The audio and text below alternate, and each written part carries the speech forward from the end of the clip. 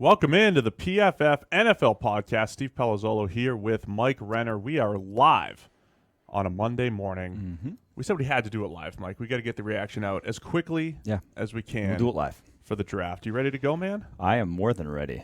We're going AFC. We're gonna go through every draft. AFC today, NFC tomorrow. Yep. That work? How was your draft weekend? It was great. Did you enjoy it? Your birthday? It was a lot of talking. I have talked a lot this weekend. Probably more than maybe any weekend of my life. But and if you're asking for Sam, right? A lot of people have been asking for Sam on the podcast, not because they don't like you, but because they like him. He's got no shot. He lost his voice. Yes. He did not survive like we did. We probably weren't going to put him on it anyway, but that's... Yeah, he was going to pump up Iman Marshall and how good that pick was. The wrong guys. We were going to have to, we're going to have to shut that down. All right, so, it was a lot of talking, a lot of recap. Did you have fun on your birthday on Saturday? I did. I had a good time. Okay, great. Awesome. That's all that matters. Okay, so we're going to go team by team here. We're going team by team on the YouTube channel. Our draft grades are already up at ProFootballFocus.com. Just had to get all that out there. If you guys want more, I know everybody's just trying to consume everything they can on their team, and we've got stuff in multiple places. We're going to go through the AFC. Let's start with the Buffalo Bills. We'll start with AFC East. We'll go east to west. Mm-hmm. Buffalo Bills and their draft.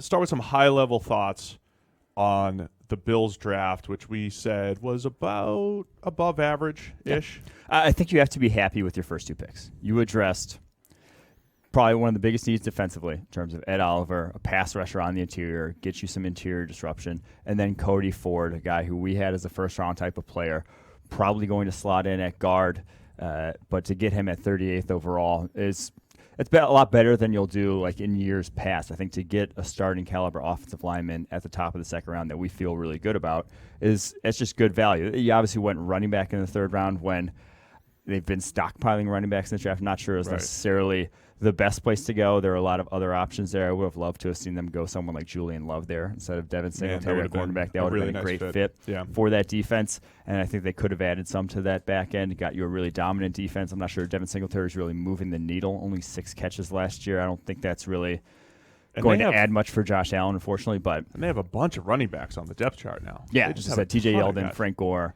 LaShawn McCoy.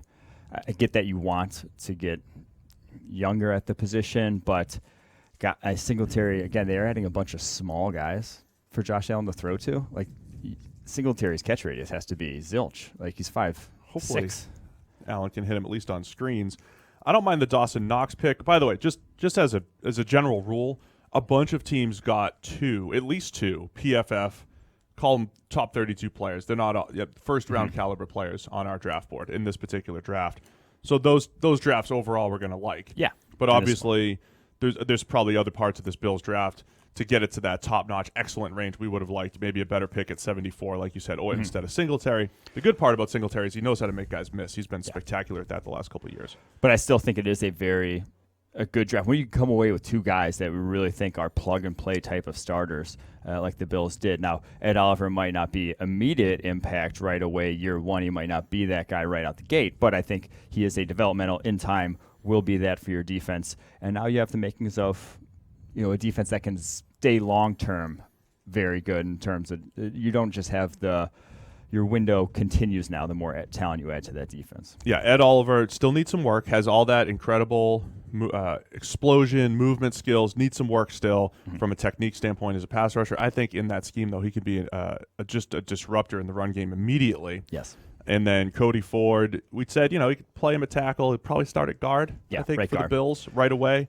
And then, eventually if they do have a hole at right tackle in a year or two. I kind of like how they've revamped this offensive line. They spent a lot of money, but there wasn't a lot of guys to really necessarily get. But the Ty Nsekhe signing paired with Cody Ford all of a sudden and the Quentin Spain signing, like you have 3 solid players there that didn't cost you much investment. And then Mitch Morse, who we also liked, and then they did pay a lot for him, but now your 4 positions are going to be different across that offensive line this season. Any of the day 3 guys? So I mentioned Dawson Knox, adding some speed at tight end. I'm good with that. He has some developing to do as a pass catcher. But day 3, Voshon Joseph pick I like, because there's obviously things to work with. He probably should not have realistically come out this past season. Only a junior.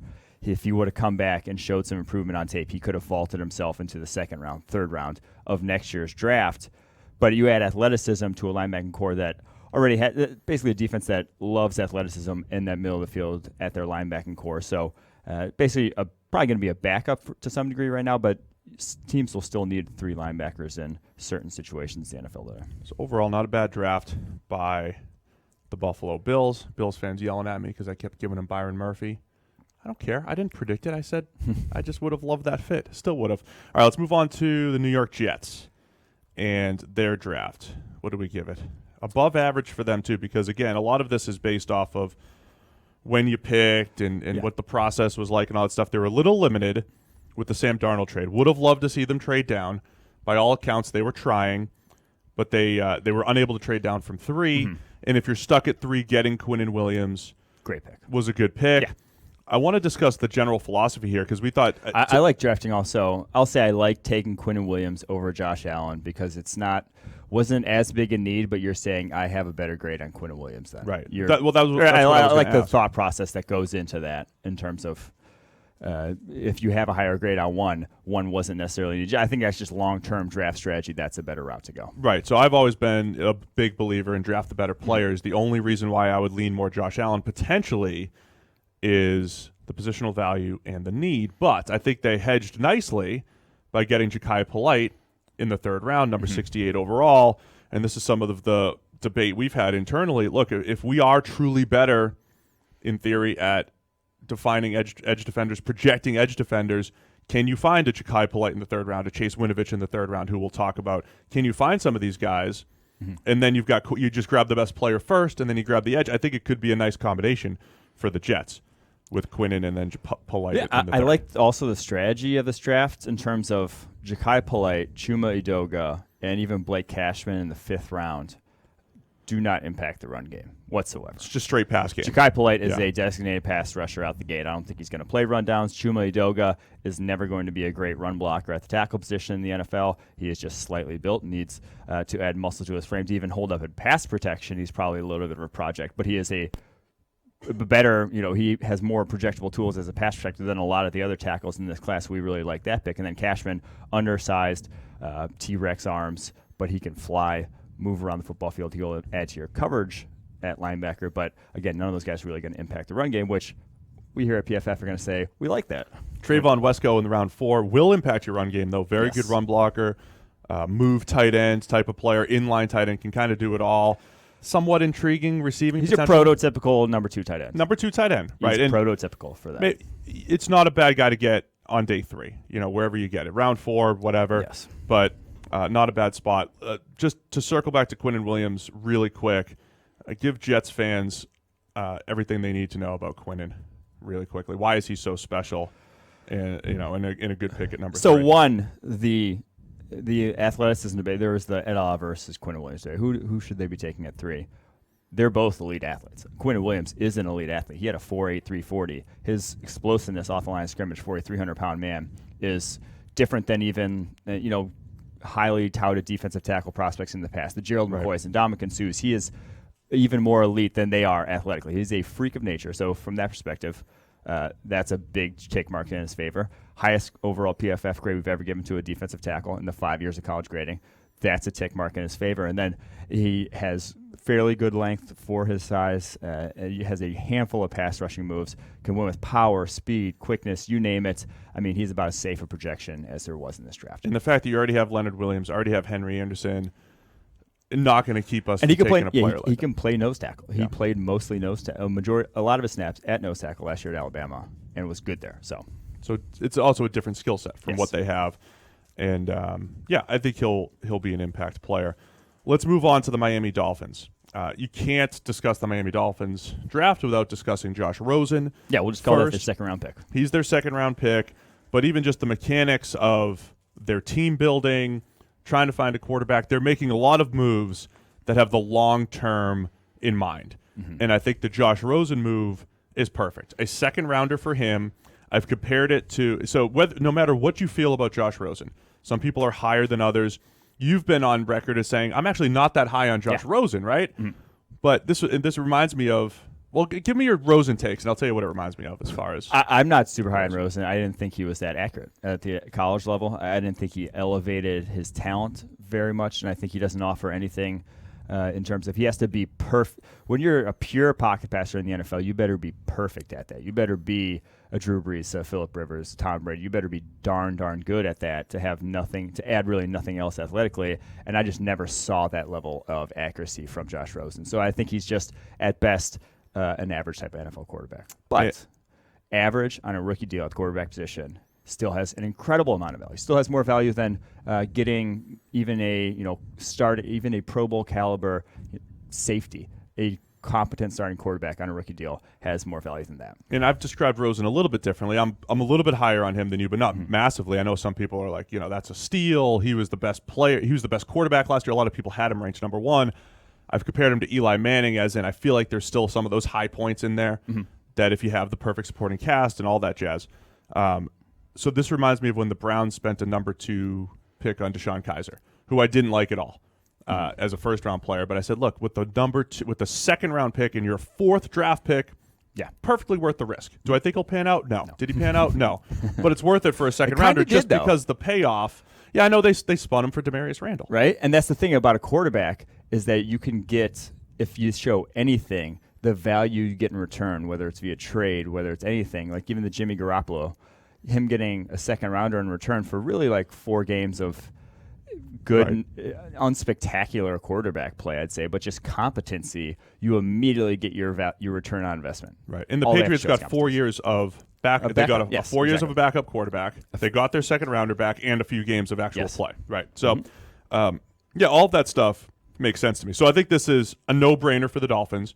Everybody's already talking about, well, this doesn't limit them in the future. Well, definitely not. If they need to discuss the future of their quarterback situation, like, poor Josh Rosen's going to be sitting here a year from now, and people are going to be debating Tua and Herbert versus Rosen, and maybe 2 years from now, Lawrence versus Rosen. I'm sorry to Josh Rosen, but I think more teams need to treat the quarterback position with this business-like mentality. Like, hey, we're just going to find our next guy. The thing is, they treat it special. Like, everyone knows it's special. Everyone knows, quarterback is different. It's more valuable than every other position.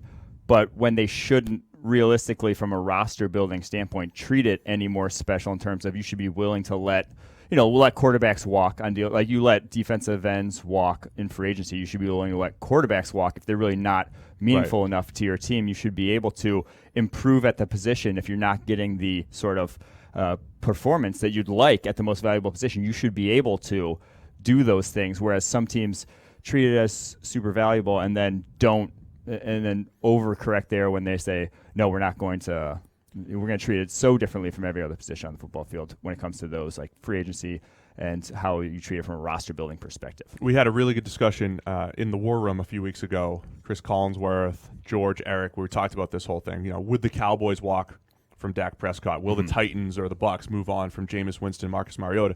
In this example, would the Cowboys just say, we're not paying you Dak, we're actually going to take, instead of the first rounder going to Amari Cooper, we'll throw it out there for Josh Rosen or whoever the next guy is just for the rookie deal. It's a fascinating discussion. As far as the picks for Miami, this draft reminds me of what Detroit did last year as far as what they were trying to build from a team building standpoint. It feels like I don't know. We're going to establish I don't know the completely run. about that, but I think Wilkins was just you're getting a good player at 13. Yeah, that felt a little high for him, but I understand. I mean, your new play, this was one of those culture picks too. I kept saying before the draft in the mocks, there were about 7 to 8 players that you felt really good about and you wanted to take highly in this draft. And then it was those picks kind of 9 through 16 that you didn't know where to go because it seemed like 9 through 16 the value wasn't there, but then once you got from 20 to 32, like that back end of the first round, there were maybe 20 guys that you'd want to slot into that 20 to 32 range. So anything at 13, the 12, 13, 14, 15, where it ended up being Rashawn Gary, Chris Lindstrom, they were always going to feel like reaches just because the talent wasn't there. So I don't blame them for drafting Christian Wilkins there. Well, that was like Deron Payne at 13 last year too. Yeah. But so Wilkins, good run defender, got better as a pass rusher last year. You're just getting a solid player. Miami could have gone any which way because they just need talent, both sides of the ball. The second rounder went to Josh Rosen, Michael Dieter, the guard, in the third round. And I mean, this just feels like you're attacking the run game a little bit more than the pass game. That's where I'm comparing it to the Lions. Well, the thing was, I would have loved to have seen the Wilkins pick. I get, but I would have loved to have seen more at offensive line. The Dieter pick. That's why I'm not going to hate on it too much. Where I don't think they're building around the run game. They literally just need. That was a good spot for him. They need every position along the offensive line. You have Isaac Asiata, Daniel Kilgore, Jesse Davis, and Zach Sterup as penciled in as your starters, left guard to right tackle. That is as bad as it gets at that, from left guard to right tackle. Laremy Tunsil, we love. Left guard to right tackle is as bad as it gets in the NFL. So you needed something. I didn't, and I don't hate that you don't have to address it, immediate need in the first round. If you think Christian Wilkins is a better player than whoever else is on your board, go for it. But they need to start hitting that soon, because if Josh Rosen's starting, he's gonna feel very familiar. It's a lot like the Cardinals line last year. The other good thing the Dolphins did, they got a 2020 second rounder from the Saints. Yes. And now they have 2 picks in the 4th, 6th, and 7th, I believe. So they're just stocking up on draft capital. Strategically, that's a great move. Andrew Van Ginkel from Wisconsin. They're set up to play the Trevor Lawrence game. They certainly are, and I think that's the Tua. right move. Tua could be a good prospect too. The more I've dug into it, but yeah, I don't mind Tua. Okay. I mean, they drafted a fullback too in the 7th round. Isaiah Prince, another good run-stopping offensive tackle. So, run game, run-stopping, blocking. Sorry, he did stop a lot of runs, so he's all over the place. It's been a long 6 was about right for him. It's been a long weekend, Michael. All right, let's go on to the New England Patriots. They get N'Keal Harry in the first round, Jawan Williams, the cornerback, in the second round. This goes back to that philosophy of, yes, it's easier to project first-round edge defenders, but they're just coming off of identifying Trey Flowers as a 4th-round edge defender. Yeah. That was very productive in college. And that's Chase Winovich. Got 4 great years out of him. Are they going to do the same with Chase Winovich in the 3rd? This potentially could be one of the best picks in the draft. Yeah, the Chase Winovich pick we love. I mean, I feel very good about him. At least being outperforming a 3rd-round draft status. Right. We had him in our top 32. Yeah, we had him in our top 32. I just think there's so many projectable traits in terms of athleticism and production that I'd be very surprised if he's not at least a solid pass rusher at the next level. In their first 2 picks, forget about the players for a second, but we've talked strategically about, win on the perimeter more than you win on the trenches. The entire NFL is winning in the trenches from a draft. They're drafting in the trenches in this draft. Patriots go wide receiver corner with their first 2 picks, where we think there was a ton of value. Again, not necessarily these particular players. And then they get the edge a little bit later. I think strategically that's in line with how we would do it from a position standpoint in this particular draft. But the wide receiver corner value at that point was really good. Yeah. Jawan Williams is a monster corner, kind of in that Brandon Browner type of mold. I think they'll make good use of him. I was gonna say he's a specialist. It was almost a superfluous pick for them. I never think he's not gonna be Stephon Gilmore in that defense. He's never going to be your true number 1 type of cornerback, but he's a specialist in terms of he can take out a tight end. He can take out a 6'5". He can take out a Hakeem Butler with ease. Like that's his skill set matches up well with them. And so they've coveted those. So the Brandon Browner, Eric Rowe in years past. That's fits. They just like to play one-on-one matchups in the secondary, so that's useful. We weren't high on N'Keal Harry, but do you think the Patriots can get the most out of his skill set? Yeah, I think another player who, again, it fits the scheme in terms of he wins underneath is where he's at his best. Screens, quick passing game, that sort of thing he can win at. Downfield, not so much. He's not going to replace Josh Gordon in that offense of what he was doing. But I think the mold of their wide receivers, he can play. He could even fill in the slot there. He could be Julian Edelman's replacement if that is where you want to go. I mean, because Julian Edelman is getting up there in age. They could replace some of the Gronk routes, the seam routes and stuff like that with Harry and his big body and all that stuff. I still think Patriots fans need to remember 2014 Brandon LaFell from a usage standpoint, because he was the 3rd or 4th option in the offense. But when they played man coverage, you got a back shoulder fade here and there, a slant in the red zone, and a couple screens here and there where Harry's really good after the catch for big receivers. He's gotten that Dez Bryant comp, and I think stylistically they're the same, but I think to put a Dez Bryant comp on him would be really, really rich. Yeah. So I'm not ready to do that at all. Dez Bryant downfield production was a lot more impressive. He won with his physicality on the routes. N'Keal Harry just has not at this point. And I know Herm Edwards said that he caught Herm said that he caught 90% of his contested catches. It was 53%. Not quite, yeah. 53%, which was still good. One of the best in the class. Intriguing mid-round offensive lineman too. Yodny Kajus coming off injury. has starter potential, and then your boy Yelde Froholt. The best time to draft offensive linemen is when they're not going to start right away for you. That's the best time to do it. Yanni Kajus not going to start right away, especially after the quad injury. So he doesn't have that injury. He's drafted a lot higher. So you're getting in the world of value, you're getting a second-round player in the third, if you're seeing it like that. A guy who would have been drafted probably second round if he wasn't hurt in the third, and they have that sort of luxury of doing that. And Yelde Froholt, we loved him, second-round type of player. Again, they're getting in the fourth.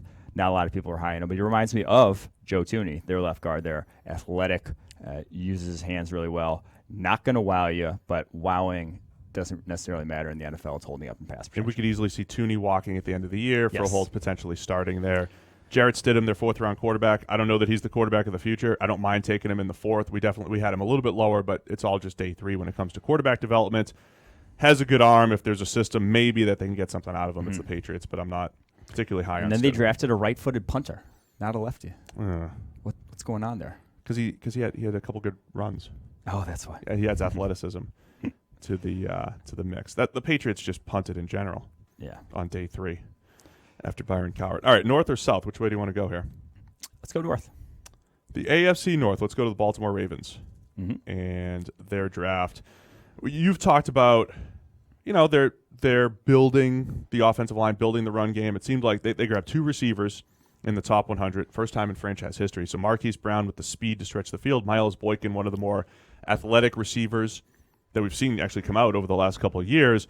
Clearly, they're trying to add some sort of vertical component to the pass. Yeah, so that's what I was going into this draft. I kept saying, they don't really need if they don't necessarily dress wide receiver right at the top there in the first or with one of their first 2 picks. It's not a big deal. It's not that valuable a component to that offense with the way they're building it. But if you are going to address it, throw a deep receiver, a guy that can win the vertical tree, a guy that has special downfield ability like a Marquise Brown is where I would have gone because play action, heavy run stuff, draw him up, hit him over the top. That's the design of this offense. That's where Lamar Jackson's accuracy isn't as big of an issue, is throwing over the middle, down the field, where Marquise Brown also happens to win. So I think that is, if you were going to draft one, that's who I would have drafted if I was the Ravens. He's also not a bad route runner as far as getting open, intermediate level and stuff like that. So if you I'm need guys him, who can get open. If I'm him, I'm holding out. Like, what are you doing in that offense?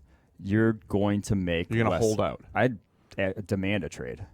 Honestly, if I'm a wide receiver there at 25 overall, I would demand a trade. You're costing yourself millions of dollars playing with. You're about to sign for millions of dollars. I know, but I'm saying you're costing yourself on your second contract if you really believe that you're a good wide receiver millions and millions of dollars. He will not. You're just going to be hard pressed to get over 1,000 yards receiving. You hate Lamar Jackson that much? No, I'm just saying they're going to run the ball 60% of the time, and he will get 60 catches. Because they're going to fall behind more than they did last year, and they're going to. I'm just saying, passing. I would not.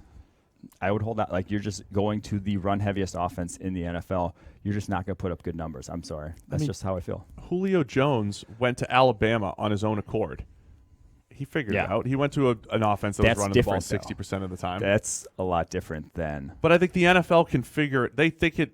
They're smart enough to figure that out. Oh, he never had 1,000 yards. Well, they just say, well, he was playing in a run-heavy offense with Lamar. I don't know. I'm just saying, I don't know. Wow, your hot take Renner is back. Jalen Ferguson, third-round edge. Thought they would attack. You think Randall Cobb signs for $10 million a year if he's playing anywhere other than with Aaron Rodgers? See, I think it works. I think you can inflate a receiver if he's playing with a good quarterback. But I think deflating. I think people understand the context more. Okay. Right? Like if Brady, Rodgers, Breeze makes a guy look good, I think it's harder for teams to separate that and say, well, it was all Brady, it was all Breeze, it was all Rodgers. But when you have a Marquise Brown, I think it's easier for them to say, hey, pretty good skill set, first-round player, but he played with so-and-so, whatever it is. I mean, Josh Gordon produced with Brandon Weeden and everybody else that the Browns were throwing out there when he was healthy, Yeah. Anyway, Jalen Ferguson, power edge from Louisiana Tech, doesn't move all that well. We thought they'd attack edge or somewhere in the front seven. Yeah. Not a bad pick in the third, at least. No, not bad. He's very limited, though, athletically. He is a straight-line bull rusher. Power. Which, I mean, they needed someone. And he's in that sort of vein. He can be productive as a bull rusher. That is a nice trait to have when translating to the NFL. I just think he's never going to be anything too much more than that. 64 total pressures, third most among FBS edge defenders. Anyone else in this draft other than Trace McSorley? Well, Sam's guy, Amon Marshall, in the 4th. I didn't love him. Sam seems to love him, so maybe Sam can do a podcast about why. Why are you so bitter about Amon Marshall? I'm just saying I didn't see it. I thought he was just very exposed down the football field against any sort of route. He had some balance issues early in his career that got a little bit better, but not. And then not the funny one to me is picking Dalen Mack because they now have big interior D lineman. They now have 3 nose tackles on the roster. They are well set up to stop 3rd and 1s, but Michael Pierce struggles to see the field as is because of Brandon Williams. Now you add a 3rd guy, but it's in the 5th round. So, no, I'm just saying. I'm just saying it's funny to me. I don't hate the value. Want to pay guys. I don't hate the value there, but yeah. All right, we gave that average draft for Baltimore is a lot of I think the teams that got average drafts, we just said, okay, you got a bunch of guys where we would draft them. And Marquise Brown was right around where we would take him late first. Jalen Ferguson, Miles Boykin, everybody just kind of went where they should have, essentially. And then we also talk about which positions and value did they attack. So average draft for the Baltimore Ravens. Moving on to the Cincinnati Bengals. I thought they did a nice job in the first round taking Jonah Williams. I'm always interested when teams when they get traded up, like when the Steelers trade up to the pick just above them, knowing that the Bengals had a linebacker need, knowing that Devin Bush is on the table and the Steelers go to get him. I always love watching that unfold. Yeah. A couple years ago, it worked the other way. The Bengals got William Jackson right ahead of the Steelers. By all reports, William Jackson was going to be the Steelers' guy. Yeah. And the Steelers felt like they were just like, well, next cornerback on the board. Let's just go Artie Burns. Obviously, the Bengals have gotten much better value out of William Jackson there. I can't wait to see this whole Devin Bush, same division. How does his career unfold? Do the Bengals actually get the better of the deal because they got Jonah Williams? Yeah. Our top tackle, Possibly. Position of need. They can't be that upset about Jonah at 11. Can't be that upset. I mean, it's not flashy, but this pick compared to Billy Price a year ago is night and day in our mind in terms of how good of a prospect you're getting. And only, 10 picks higher up in the draft. I mean, he is in my opinion, it may not be, maybe if you don't want him at tackle, it may not be a all-pro tackle, but I think he could be an all-pro guard if you want him to put him there. But I think if you keep him at tackle, you'll be getting a well above average tackle in the NFL. And again, you're hurting for a tackle at the moment with Bobby Hart there on the right side. You don't want him seeing the field. You want Jonah Williams probably slotting in at right tackle. And I think he's, like I said, we thought he was the best tackle in the draft, and it was pretty clear cut. Drew Sample, the 2nd round pick. There's just a lot of question marks there. He could end up being good. We don't know. He could end up being a Hall of Famer. You never know. We'll just hedge every single bet. That was right. Okay. That's we have to talk about, just really quick aside, the draft coverage of he could be good it's assumed. We know a guy could be good. We're giving you our opinion. And so many times we saw it on TV this weekend. Right. Analysts would be, well, he could be a Hall of Famer. It's no. I mean, we all could be wrong. Everything we say, could be wrong, but we trust our opinions at the moment, and we're playing the odds here. Yes, essentially. So with Drew Sample, pretty good run blocking tight end. He's got some explosiveness. The tough thing about tight end evaluation is seeing what they do in college and then projecting it. He did not have a ton of seam routes, catches and he didn't have a ton of just plays where you could evaluate him. They gave him the ball in the flat. He used his explosiveness. Yeah, nothing route-wise. Yeah, that you're like, oh, that's good. Yeah. The project to the next level. He's kind of just like, he is a big and a fairly good athlete for how big he is. But, man, in the 2nd round, you're drafting a number 2 tight end. So you're drafting a less valuable position. I get that Tyler Eifert's made glass, and so he'll probably be your number 1 tight end sooner rather than later. But at the same time, it's just not a huge valuable position you could have addressed. I know that linebacker was their other big need, but you could have addressed other positions that not necessarily were needs, but could have helped out your roster immensely. Offensive line still being chiefly among them. I know you've signed a bunch of guys, but it wouldn't hurt to keep adding talent there. So I think some of the other things was just a head scratcher. I think some of the other things at play, you have a guy like Will Dissly, 4th round tight end out of Washington last year by the Seattle Seahawks, who had a couple nice plays. Had a couple nice plays in space, caught a couple wide open touchdowns, and it feels like Seattle got this great value at their at tight end from this Washington run blocking tight end. Does that all of a sudden make Drew Sample's value a little bit higher when it's actually if you get Will Dissly in the 4th round like Seattle did last year, it's all right, that's not bad. You got a number 2 tight end. That's what he is. So I don't know if that overrated Drew Sample a little bit. I feel like they should have. 52nd player in the draft. I know, that's the thing. 52nd player in the draft. I feel like that they should have gone back to the offensive line. Someone like Max Sharping came off the table a little bit later in that draft. It would have been nice to add another piece there, but they didn't do it because of the 2015 draft, because of Cedric Boyhe, Jake Fisher back-to-back, and how those guys were intertwined with each other and how bad both of them were, that they couldn't look your fan base in the eye and say, but even if it's again. They've had a pretty good defensive line, but you just get a Chase Winovich in there. You get that next sea of pass rushers in there, whatever it might be. So we've just gone a different way with Sample. Jermaine Pratt in the 3rd round, not the worst value in the world. I would have loved actually Kalen Saunders there. Would have been nice. But yeah, Saunders would have been nice there for sure. Jermaine Pratt, 3rd round. Tell Bengals fans what they're getting in Pratt. You didn't get the top linebacker, but at least got a guy that can contribute here. He's to me, his best comp was Bernard McKinney coming out in that he's explosive in a straight line, can blow up blocks. I really like that athleticism, his speed there in the middle. So you're getting guys an upgrade over what you've had there for sure. Athletically. But I just didn't see the smooth hips that you saw from the top guys in this class in terms of coverage. He was a little clunky in that regard, and to me, that's kind of like Bernard McKinney, which I think you still get a good player, Jermaine Pratt, though. So I like the Ryan Finley pick. Round 4, I called him Andy Dalton light before the draft. I think he's just got round 4 type of skills. He'll be a backup for a while. Can he spot start? Could he eventually develop into a starter? Yes, because there's odds there's odds and there's a chance that all of that stuff happens. Certainly worth the shot in round 4 for Ryan Finley. Doesn't have a ton of arm. I liked how the Bengals go into this outside zone scheme.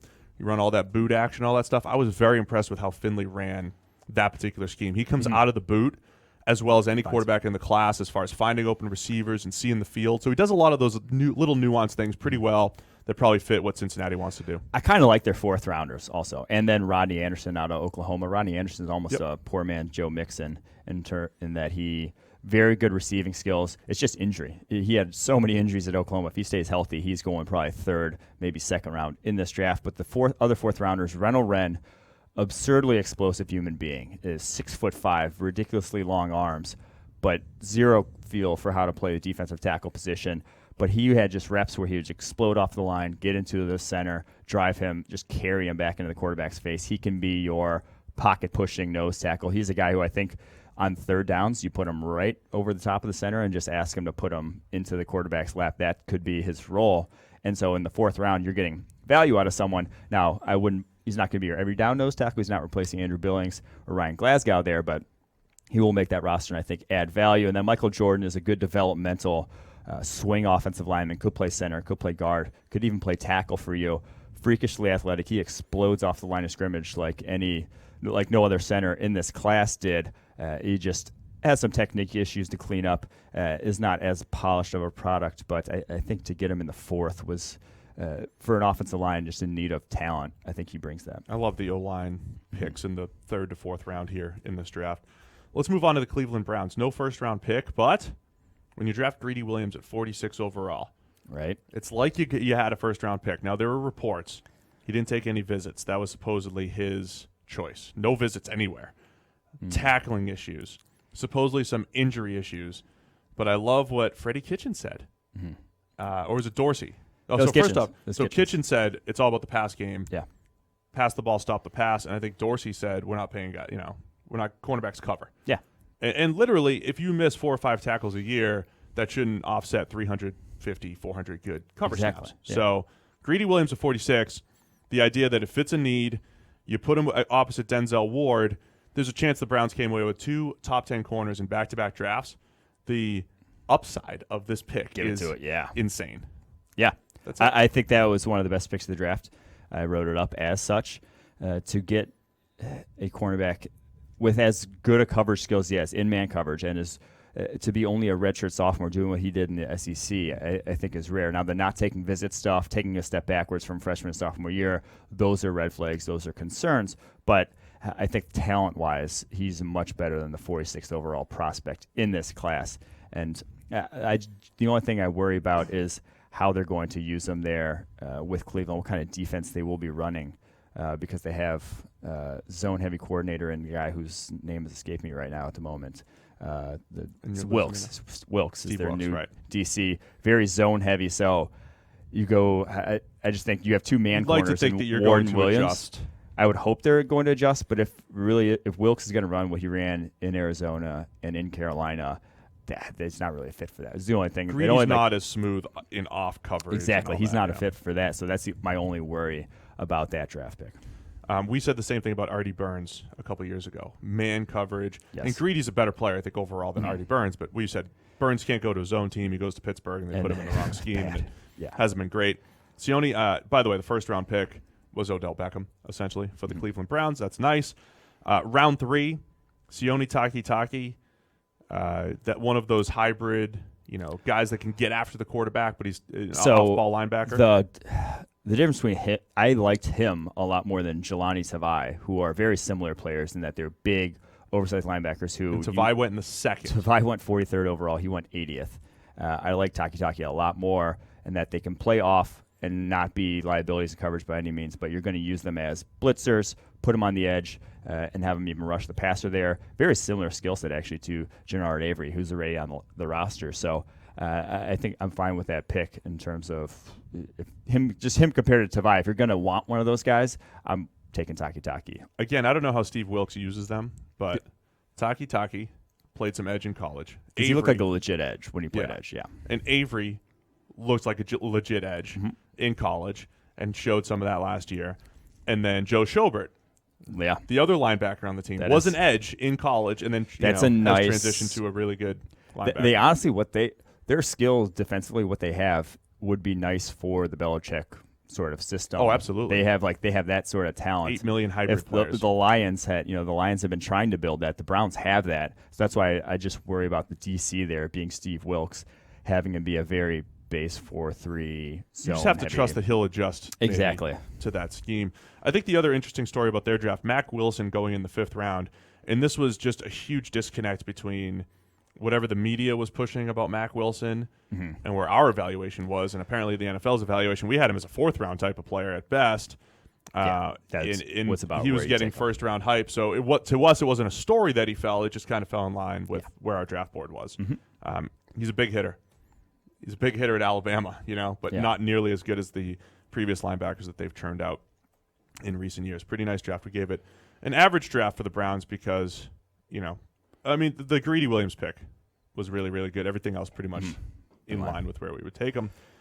Pittsburgh Steelers, I thought overall it was a really nice draft. It's always risky moving up, right? Because Devin Bush now needs to have the value of 2 players. But they did have a lot of draft capital. They still had a second. They still came away with a pick in all 4 rounds, right?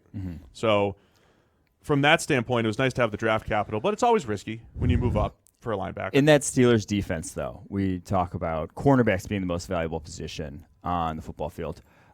I can see that in that scheme, linebacker, that role that Devin Bush is going to fill couldn't have as much value as a cornerback in terms of how valuable it is. Him making plays in coverage is necessary to that defense. Not having Ryan Shazier in that defense brought it to its knees. That was a big loss for them. He was their most valuable player defensively because of how much ground you need to cover in the middle of the field at the linebacker position in those zone-heavy defenses, the way they play it, and be able to make plays and limit yards after the catch and that sort of thing. Devin Bush is a very valuable player in that system, and I can see why they traded up to go get him. Coverage, blitzing, he does a lot of things well. Exactly. Speed is legit, 4.4-ish. Very good football player. The pick that we absolutely love, Deontay Johnson. And are we listing this wrong? He was a 3rd round pick. He was a 3rd round pick, top of 3rd. We've got this wrong. Well, it's just the number's right. He was 66 overall. 66, but it was round 3, which fooled me. So they still ended up with 4 picks in the first 4 rounds is what I should have said. But Deontay Johnson, we wouldn't have hated him in the 2nd round anyway, since you called him an exact clone to Antonio Brown, right? Pretty much. I mean, he is Antonio Brown. Now, on field, it's the interesting thing was on field. I'm like, he looks, just having not seen his testing numbers, just watching him play football, absurdly good punt returner, led the nation over the last 2 seasons in terms of punt return average, is electric after the catch, and he's electric after the catch, and not having played the slot role, he's not getting the fluff targets. He's not getting those easy screens and slot outs and that sort of thing. He's actually winning on the outside and was still making plays after the catch, and very nuanced route runner. can stop on an absolute dime. So I just watched the tape. I said, he looks like Antonio Brown. Then he goes to the combine and tests almost identically in terms of was awful. Like just very bad. 4.53, something like a bad short shuttle, over 7.3 cone. Just none of it looked elite athleticism, the testing-wise. But on the field, you say this guy's an elite athlete. It's really intriguing how very those similar things can be so perspective, different. playing in the MAC at Toledo, and then he goes to the Steelers. When they picked him, I started cracking up here in the draft room that we're in because there were just so many corollaries, some of these parallels between the two. And for him to go to the Steelers I can see why they were high on him. They said they had a first-round grade, and I'm not going to disagree with them. So we loved that pick. Really like Justin Lane in the third round. We kept throwing the term zone corner on him. They finally got his own corner. Yeah, and it wasn't, and it's not because he can't develop it into a press man type of guy. I just love his length in his zone scheme. The Steelers played a lot more man last year, but they're still a zone team at heart. They still want to play, with some zone blitzing, some cover two. Is their calling card to this day. So I think Lane fits well. Again, I was joking on draft night. I think he steps in for he's better than Artie Burns by week 8. I mean, I think he competes for time. He's a pretty freaky athlete too. Almost immediately, former wide receiver. I mean, there's a lot to like about him. Has ball skills. 11-foot 4-inch broad jump. The dude explodes on tape. So I'm a fan of that pick. One of my favorites of the draft. You talk about other fits. Getting like Isaiah Buggs, the old school 3-4 defensive end, essentially in round 6 out of Alabama, and then Sutton Smith, undersized edge out of Northern Illinois. Is he better than Bud Dupree, rushing the passer right away? Feasibly. He's a good, maybe a sub-package guy. So if there's a team that we always say with these undersized edges, if you move them around and make them a blitz weapon and all that stuff at the next level, maybe the Steelers are a team that could do that. By the way, Derwin Gray didn't grade well, but some of the metrics we had really liked him, especially in the 7th round. He's an above-average draft for sure. Yeah, there was a lot to like. A lot to like about the Steelers. Again, a lot will hinge on Devin Bush and his development, though, obviously. All right, let's move to the AFC South. Yes. 2 of our favorite drafts. Let's start with the Tennessee Titans and then the Jacksonville Jaguars. We gave them both really high marks. I think the Titans in their first 4 picks. Yes. I mean, even the first 5. First 5. I mean, they're getting players that can make an 6. impact. Okay, every player can make an impact. Honestly, every pick we had, I think we would have been willing to take higher than where they ended up going. That's a good way of putting it. And look, the first 4, legitimate starter. If you want to use the term starter, Jeffrey Simmons from Mississippi State, interior rusher, 90-plus grade as a run defender and as a pass rusher. A.J. Brown out of Ole Miss. Very good wide receiver there. He has the best chance, in my opinion, A.J. Brown, of being a true number 1 in this draft class. The do-it-all number 1 type of receiver, A.J. Brown, for my money, has the best chance of being that guy. He has the best chance. Yeah. So I like it. I mean, that's legit. Yeah. I mean, that's a good spot to get. Corey Davis gets your nice number 2. Now they're... Can he still get to 1,000 receptions? 1,000 receptions, possibly. But A.J. Brown, I think, was a steal. Jeffrey Simmons, like you said, was a top 10 player when he's on the field. So you got a top 10 player at 19. The injury obviously discounts that. You hope he gets back healthy. But, those first 2. And then Nate Davis, I absolutely loved. Nate Davis at a position of need where they can refuel at guard. And then Amani Hooker, one of those guys, he was our best available player or one of our best available players for a couple of rounds there. Getting him at that spot was really nice as well. Hooker is an upgrade, I think, immediately for them there in the 4th over Kenny Vaccaro. I want to say he's just a more athletic safety, can do more from a coverage perspective than Vaccaro can at this point. So that was one of our best. That was one of our best drafts. I thought the Titans you summed it up well. They got everybody at pretty much a good spot. And then Jeffrey Simmons, especially now. The thing is, if you're going to draft Jeffrey Simmons and you get all these other players that can contribute, it's almost like you're able to hedge a little bit. If Simmons hits, he's a top 10 player in this draft. Get him at 19. So it's a potential real home run there for the Titans. With the Jacksonville Jaguars, I thought the best thing about their draft is that we always joke about best player available and all that stuff. I imagine most of the Jaguars mock drafts, they weren't expecting Josh Allen to be there at 7. They're doing all these internal mock drafts, and I think they even said it, I think in Burt Breer's column, they were expecting T.J. Hawkinson. They were going to debate between him and Jonah Williams from Alabama. And, they were weighing the 2, and I bet in 90% of their simulations it was one of those two guys. And then Josh Allen's there, and it's like, all right, we have to. It doesn't matter that we have Calais Campbell and Yannick Ngakoue. We're taking Josh Allen. We'll figure out the rest later. And I just love that as a concept, and I think the Jags will pay. It'll pay off. Yeah, that you have not only just Calais Campbell and Yannick Ngakoue, but that you went D-line first round last year. That you have also free agent capital invested at the position, but also draft capital invested at the position along the defensive line, and you still said, hey, this is by far the best player available. We're going to go get him. So loved that pick. One of my favorites of the draft as well, I think. And it's funny that the Raiders pass on Josh Allen because he's not a 4-3 fit. And then he goes to the Jaguars, who run a 4-3, but it's like they'll figure out a way to make a guy who can rush the passer work in that defense. And the difference in philosophy, the Raiders had a massive need for a good pass rusher. And they think Cleveland Farrell's the guy, but they had a massive need. The Jaguars don't have a tangible, short-sighted need, but you always need it, and you always want to get those good players. So what I liked is they let the draft come to them, right? They picked Josh Allen.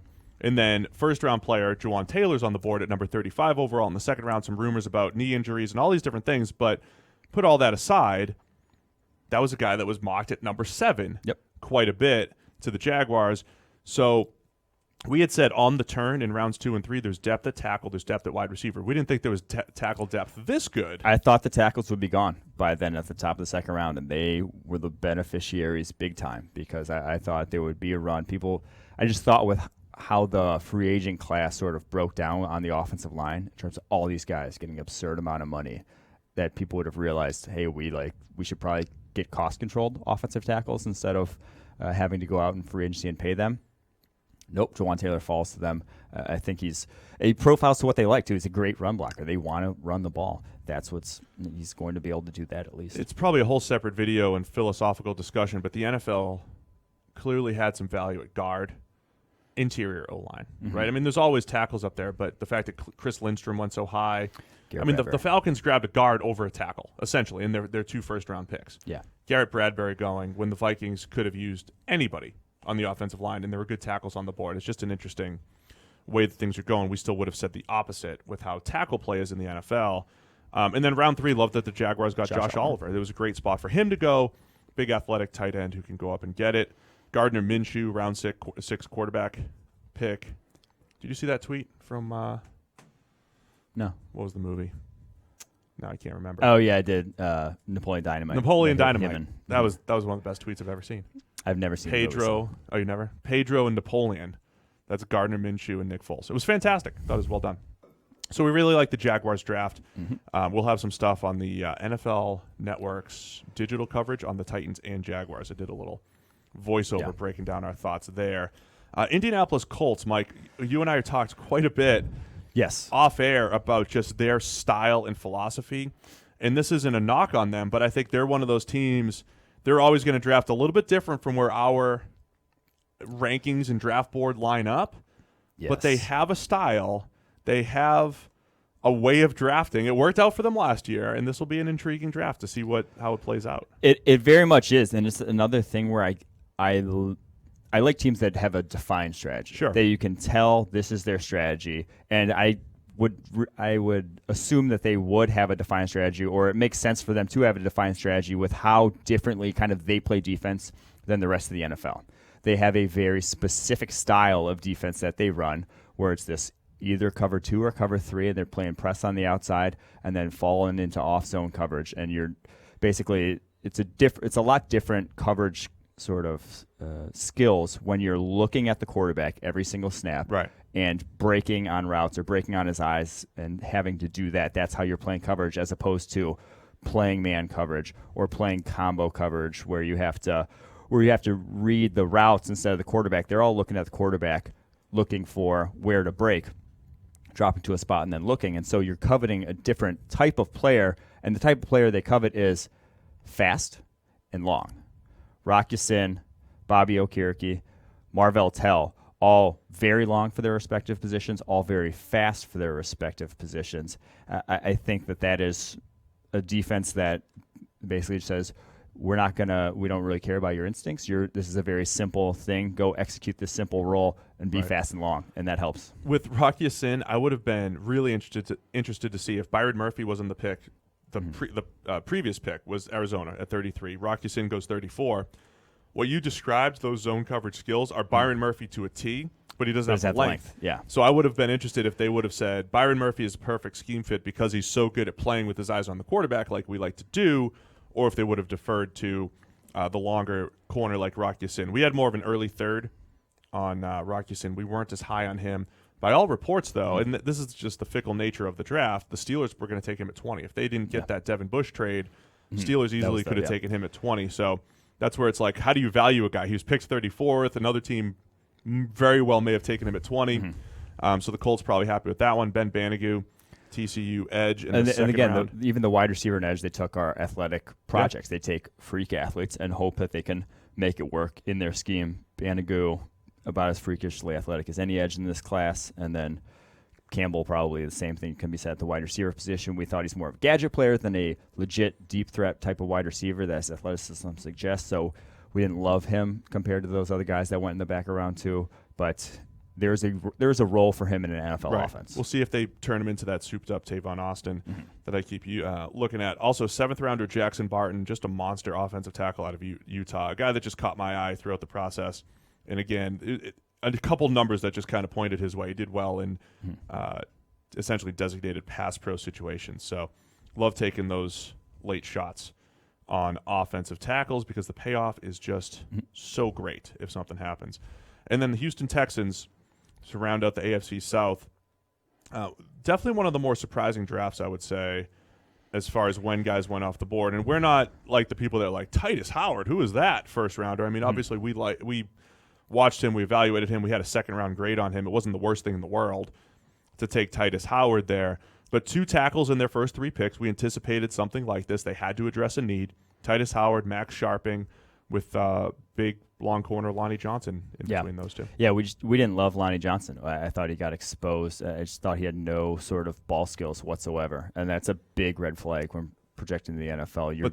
A lot of plays are at the catch point in the NFL, and if you're losing those consistently, that's an issue for me. But they're doing exactly what you described with the Colts with this particular pick. Big, long corner, zone-heavy scheme in Houston. It does fit a need, just higher than we would have said at round 2. If they took Justin Lane there, we thought he was a better fit probably for Houston there. And then the tackles, I liked both of them. We call both of them second-rounders. You need them to play right away, though, is the thing. They're coming from Alabama State and NIU. There's a chance the learning curve for both of them might be a little steeper than most. So that's the tricky part here, right? Because they got Julian Davenport and his super long arms, and we'll develop him, but he had to play right away, and he's given up 12 sacks. So Titus Howard did show well against Auburn, showed well at the Senior Bowl, but it's a big projection from Alabama State. And even though Sharping, 4 years of good grading for us, is in the MAC, there's some projection to his game as well. Later round picks, they did pretty well on day 3, I think, with Charles Omenihu out of Texas, guy that could play multiple gaps, some length. Xavier Crawford, pretty good corner out of Central Michigan. I mean, Crawford could be better than Lonnie Johnson, to be honest. Yeah, we had him higher. They were ranked in a similar range, Crawford higher. Kahale Waring from San Diego State, we were a little bit lower on him, but I think the pure athleticism that he brings to the table is not a bad shot in the 3rd round. The Texans really just hit positions of need, though. They needed to replenish a corner, needed to replenish a tackle, could use more tight end depth, I think. So not bad from that respect. I don't judge drafts by need, though. I'd never do that. Let's go AFC West. Let's start with the Raiders. Let us start with the Raiders. Oh. All right, here we go. Listen. Raiders fans, maybe skip this part. We've already put out a Raiders draft recap. It's almost 1-to-1 thumbs up to thumbs downs. Okay? Yes. Just so you know, it's usually like, hey, for every 200 thumbs up, you might get 4 or 5 bitter fans that are going to throw the thumbs down. Raiders fans are not happy with us so far. We're just trying to keep it real here, Mike. The thing is, like, you added talent to the roster. You had 4 picks in the top 35. It was almost going to be impossible not to add talent. You had to add talent. We just think that there was more talent to add. Yeah. And so I'll start it with this. We might sit here 3 years from now and say, Cleveland Farrell's a pretty nice player. And Josh Jacobs, not a bad player. Jonathan Abram, he's filling a role. Trayvon Mullen, he's starting. That's fine. You might be here 3 years from now saying they're all contributing and doing some things and good for the Raiders, but they could have been better. Yes. I think that's our main point. They left some better players on the board at more valuable positions. Yes. That's that's our underlying analysis on the Raiders draft. The one thing was, so they drafted Cleveland Farrell over Josh Allen because of scheme fit, which in culture, in character. I mean, Josh Allen's a pretty high character, high culture guy. I agree. In his own right, but if you can't make two guys, both 6'4", actually Josh Allen 6'5", that are 260 pounds, if you can't make Josh Allen at that size fit into a 4-3 because he didn't play with his hand in the dirt often in college, if you can't teach him to play with his hand in the dirt, what are you doing as a coach? What are you doing as a developer of talent at the NFL level that you think the two guys nearly identical in size, Josh Allen far more explosive and far more athletic, that you can't turn that guy into a 4-3 defensive end just because he played with his hand up at Kentucky? That to me is just crazy that you would let your 3-4 debate it's so irrelevant anyway. Yeah. Because you're a nickel 75% of the time, and nickel rushers, it's essentially a four-man line. There's going to be four rushers. Sometimes the fourth rusher has his hand up or hand in the dirt, or he's standing up. Yeah. It doesn't matter. It's essentially the same position. But the fact that you let your $3 million a year defensive coordinator dictate what could be a $20 million a year defensive end that you're drafting, that's a good way of putting is crazy to me. But that's just my opinion on that take. So, again, we thought you got a good player in Cleveland Farrell. Number 4, he's not much different than Montez Sweat, who went number 26 overall in our eyes. Yeah, or even LJ Collier, 129th. They didn't think that they could get Farrell at 24. But again, if you're playing the value game, we think if you took him at 24, we'd say great. Yeah. That's fine. The other issue for us, running back in the first round, we talked about this ad nauseum, the difference between Josh Jacobs, even though he's our number 1 running back, the difference between him and the 10th running back in this draft class is going to be negligible. Mm-hmm. And then you get a box safety, Jonathan Abram, at 27. Now, we did a full Jonathan Abram breakdown here on the YouTube channel, and I said, look, we might, our grade's not great on him, but he could be a good NFL player if you use him as a strong safety, just like Keanu Neal. He had a bad PFF grade in college, a good grade at the NFL level, but it still comes down to value. With this first-round pick, as good as Keanu Neal's been when he's been on the field, how valuable has he really been to the Falcons' defense? And I think Neal has better coverage skills than Abram. Mm-hmm. So if Abram's just a run-stopping safety that hits hard at number 27, that's a question. And you have two safeties. You have LaMarcus Joyner and Carl Joseph already is the other thing. Not that anyone's – but he's not going to play. But it's more that it's a path to the field sort of argument. Right. Where is he going to play? Is he going to play 500 snaps a year as your nickel linebacker or dime linebacker? That, to me, is an issue, whereas you could have drafted a guy at that position. Now, I know they got Trayvon Mullen a handful of picks later, but you could have gotten 2 cornerbacks because legitimately you need 2. And we just talked about Rocky Sin being really good in a zone scheme. We just talked about Byron Murphy being really good in a zone scheme. They were both there at 27, right? Mm-hmm. I don't know where they graded those guys, but they were both there at 27. They would have fit the scheme really well at a more valuable position. They did get Trayvon Mullen at 40. We had a 4th, 5th round type of grade on him. Not as high. So all it is I've seen first-round hype for all those guys at some point, right? At some point in some mock draft, Josh Jacobs, Jonathan Abram, and Trayvon Mullen were in the first round from somebody. But for all of us, they were 60th or 90th or 120th, or whatever the rank was on our draft board. So we're just lower on all those guys. But day 3, big turnaround. We love Max Crosby, one of the sleepers at the edge position in this draft. Yep. Freakishly athletic and uses his hands really well, too. There's some developmental tools to work with there. Isaiah Johnson. You called Max Crosby Brian Burns Light, by Brian the way. Burns Number White, 16 that's what I called pick. him. Light, excuse me. And then Isaiah Johnson, the cornerback out of Houston, is how you would build a cornerback. He has all the tools you could possibly want for a cornerback, and has only played the position for 2 years. The last 2 years was a former wide receiver. He tackles terribly, but there's a lot to work with there for the 4th round to get a guy who, and it showed up for some reps on tape. He would look, that legit athleticism shows up a handful of times. Still needs to iron out some issues, but in the 4th round, he could be one of the steals. That's where you want to take that type of guy.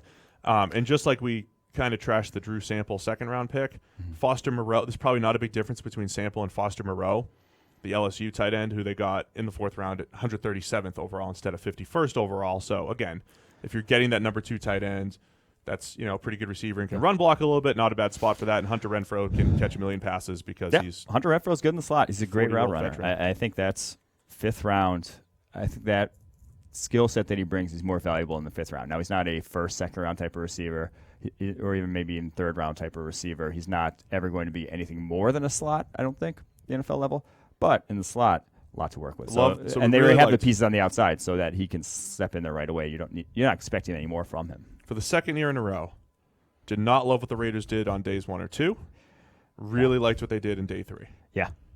So And there's a theme there. their most impact player from year 1 came on day 3. So Did. Maurice Maurice Hurst. Hurst. All right, Denver Broncos. An interesting draft for the Broncos. They moved down from 10 to 20. I know you don't love Noah Fant. I like their process, though. Mm-hmm. They traded down. They get Fant at 20. At 41, now they're back-to-back picks. 41, they get Dalton Reisner. They traded back up at 42 to take Drew Lock. So ultimately, Drew Lock, a guy that if they had taken him at 20, I'd say, okay, that's not too bad. I said late first, early second. But if you get Fant, Reisner, and Lock with those 3 picks in the top 42, not a bad haul for the Broncos, considering they came in, with 10 and 41 as far as their draft picks go. I will say, Fant, I don't love.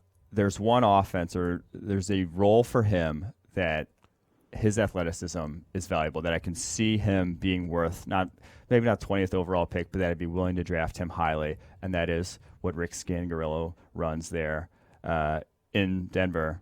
The Shanahan boot Right. heavy, so he's not So you're running gonna put him in the flat, complex you're gonna routes. put him in He's running space, basically. crossers. You'll start on one side of the formation, go to the other side of the formation on a straight crosser, and just outrun linebackers from one side of the field to the other. Runs directly up the field, up the seam. Those sort of routes, the deep crosser, he can run. I mean, just because he's so much faster, so much more athletic than any other tight end in this draft, if you don't have an athletic linebacker covering him or an athletic safety or whatever covering him, he's going to outrun him, and that's going to be a big play. So he can lead to those in that offense. Don't expect him, though, to be just don't expect him to be Travis Kelce. Don't expect him to be, just because he's athletically freaky, don't expect him to be that sort of level of tight end. Travis Kelce, guy like Greg Olson, those guys have nuanced route Yes. running. You get them with a two-way go against an off corner or safety. I mean, they're And going they to have find a way body to get control. open. They have body control to adjust to passes. There's a lot of Fant never right. showed that. Fant had questionable after the catch skills, contested catch skills, and just straight up hands. Yes. But what you described, crossers and seams, and just the idea of threatening the defense, they have to account for 4.5 speed and a bigger Exactly. body who can run block a little bit. So- And he's an athletic run blocker that fits the scheme as well. Exactly. So there are some things to like about Fant there. Dalton Reisner, we loved. Mm-hmm. Power offensive tackle, probably starts at guard. Yeah. For the Or center, Broncos, and then Drew Lock. I'm not going to call him a high upside quarterback because that's that whole big arm inaccurate guy, but he's a guy I wouldn't mind developing at 42. I'm not even sure he's terribly inaccurate. It's just I'm using that there's rough, but he's not Big accurate. arm, He's not accurate. Yeah. loose around the edges because There's a lot of bad on his pocket tape presence issues. Yeah. He doesn't step up. Footwork issues. There are things that he needs to iron out. Yeah. And again, just like we talked about Josh Rosen as a second-round pick, I mean, I'll take all of these guys who even have a small fraction of being Exactly. a franchise guy. Exactly. In It's the worth second the round. risk, is what we're saying here. And he might be as good as Joe Flacco somewhat soon. Draymond Jones, really nice pick in the third round, too. 71st overall, interior pass rusher. And then Justin Hollins, just to touch on, another guy in the mold of the Sion Takis of the world and the Jelani Tavais. To get him in the fifth, he is I'm not sure they're going to use him in that role, in that sort of role in the Broncos scheme, but he has pass rushing and off-ball coverage sort of skills, and I think that's to get him in the fifth is better than Jelani Tavai in the second. Two more teams. Get back to that. So 2 more teams to get through. I think we may have completely skipped a team last year at one point. Have we skipped anybody so far? I don't AFC think so. East, North, and South. We've hit everybody, right? Yes. 2 more left. Do you want the Chargers or the Chiefs? Do you want to end on a high note or a low note? Let's start with the Chiefs. I won't do it. So you want to end on a high note. Yes. The Kansas City Chiefs did not have a first-round pick after trading for Frank Clark. Their first pick was a second-round pick at 56 overall, Mecole Hardman from Georgia, a skill set, undersized, speedy receiver. Tyreek Hill, of course, going to be in potential legal trouble. Was this, I don't want to use the word desperation, but was this an almost identical need fit where they said, look, this offense runs off of Tyreek Hill's versatility and speed. We need that skill set. We're going to get it at 56. Or was he just, hey, he's a guy that we liked here. Let's just take him. It felt a little bit high. It was a pure Phil Tyreek Hill. Yeah. I don't want to say they panicked, but they know Tyreek Hill's not going to be on this roster next fall in all likelihood. Mecole Hardman is similar in that regard. I think it's a crime that you take him over Andy Isabella to fill that role because Isabella's receiving skills is night and day compared to Mecole Hardman in my eyes. But you get a guy with return skills, a guy who's going to be electric on jet sweeps, screens, does that at as high a level as anyone in this draft class, better than Paris Campbell in my mind, if you're in that gadget player type of role, right? Who very underutilized at Georgia. You could see him developing more. I worry about anything contested with him. Didn't have a single contested catch last year. Tracking the ball down the field, I have issues with at times on his tape. So he's not Tyreek Hill from that regard, but he can do all the underneath stuff that Tyreek Hill used to do. That's and the thing. And the threatening stuff. It's just to have that sort of speed is threatening to defenses. You know they'll use the skill set because exactly. At Georgia where they spread the ball everywhere, there were multiple plays last year where it's like, wow, this guy in an SEC game is playing at a different speed. Mm-hmm. And that is kind of like Tyreek Hill at the NFL level with everybody else being fast should not be that much faster than everybody else. I'm not saying Mecole's that fast, but he's kind of doing that at the SEC level. So it's going to be about how they use him. I really like Juan Thornhill. They get him at 63. Yes. Safety out of Virginia. So he was one of our highest graded players at just when he lined up at free safety. Mm-hmm. Just unbelievable free safety skills that he's developed over these last couple of years because he used to be a corner. And because of the corner depth chart there being so weak, I do wonder if they want to revert back to where he played in 2015 and 16 at cornerback potentially. Yeah. That's a real possibility, their cornerback room, which I'll touch on with the next pick, Colin Sanders. We like I like that pick a lot. I wish I could like it more than I do because we had him as more of a second-round guy, but they drafted a nose tackle for the second straight year in the third round, Derek Nottie a season ago. I don't hate giving up on him because we didn't think he was worth a third-rounder whatsoever, as offers nothing as a pass rusher. Kalen Saunders offers a lot more as a pass rusher from the nose, offers almost a similar skill set to Dexter Lawrence for a much, much cheaper price, so I love it in that regard, but you could have had a cornerback here in Jamel Dean, Julian Love, a handful of guys that would have addressed the biggest need on your roster far, far and away, but you drafted your second nose tackle. You know, a guy who might be your backup nose tackle right now if you really love Derek Nottie. And now you're going into the season with probably the worst cornerback depth chart in the NFL. Read the depth chart. You have Rashad Breeland, Charvarius Ward, Kendall Fuller, Traymon Smith, Rashad Fenton, who they ended up drafting in the 6th. Well, Reeser. Keith Reeser. There we go. And DeMontre Wade. AAF star Keith Reeser. Rashad Breeland could have been had by any team in the NFL up through like week 6 last year or whatever it was when Green Bay signed him. Kendall Fuller we like Kendall Fuller. He's a slot cornerback. That's where he's been at his best. Probably not going to play on the outside for them. Charvarius Ward, the Cowboys dealt him as a UDFA for a backup guard. So that tells you how much they thought of him. But let me ask you this. I think I feel like this is bad. A bigger discussion. We'll go team by team, not team by team, but there's a lot of team building discussions to be had after the fact here. But is Steve Spagnuolo, the new defensive coordinator, saying, look, I know PFF's saying cornerback's the most important position. He's not starting this sentence by that, but he's saying I've won 2 Super Bowls with just a loaded defensive line. Mm-hmm. So you need to get a Frank Clark. You've got Chris Jones. Colin Saunders can be that pass rushing nose. The idea of winning with the front four, which I still think is valuable. Winning with the front four is extremely valuable. But in saying we're not going to play as much man coverage. We're a scheme-based defense, much more than it was under Bob Sutton, who played a ton of man, and thinking we can win with lesser talent in the secondary. Or Juan Thornhill, Tyrann Mathieu, and you just start to stitch it together in the secondary. Yeah. Is that what he's thinking?